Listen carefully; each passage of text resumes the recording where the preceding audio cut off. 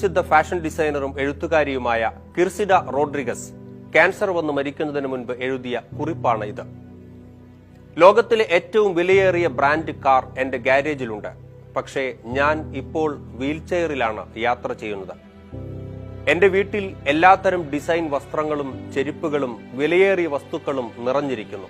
പക്ഷേ ആശുപത്രിയിൽ നിന്നും ലഭിച്ച ചെറിയ ഷീറ്റിൽ എന്റെ ശരീരം പൊതിഞ്ഞിരിക്കുന്നു. ബാങ്കിൽ ആവശ്യത്തിന് പണമുണ്ട്. എന്നാൽ ആ പണം ഇപ്പോൾ എനിക്ക് പ്രയോജനപ്പെടുന്നില്ല.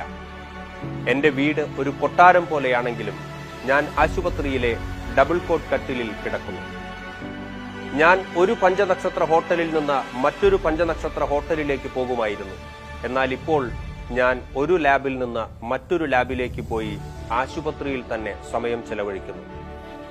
നൂറുകണക്കിന് ആളുകൾക്ക് ഞാൻ ഓട്ടോഗ്രാഫുകൾ നൽകി. ഇന്ന് ഡോക്ടറുടെ കുറിപ്പുകളാണ് എന്റെ ഓട്ടോഗ്രാഫ്.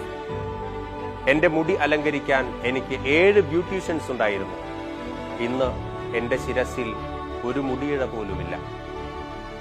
ഒരു സ്വകാര്യ ജെറ്റിൽ എനിക്ക് ആവശ്യമുള്ളിടത്തേക്ക് പറക്കാൻ എനിക്ക് കഴിയും.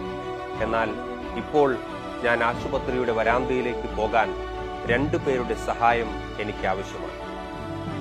ധാരാളം ഭക്ഷണ പദാർത്ഥങ്ങൾ ഉണ്ടെങ്കിലും എന്റെ ഭക്ഷണക്രമം ഒരു ദിവസം 2 ഗുളികകളും രാത്രിയിൽ ഏതാനും തുള്ളി ഉപ്പുവെള്ളവും മാത്രമാണ്.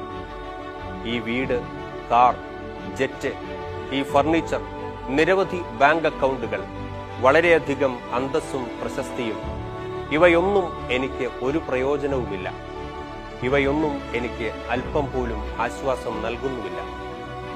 ആശ്വാസം നൽകുന്നത് കുറെ ആളുകളുടെ മുഖങ്ങളും അവരുടെ സ്പർശനവും മാത്രം. മരണത്തെക്കാൾ സത്യമായി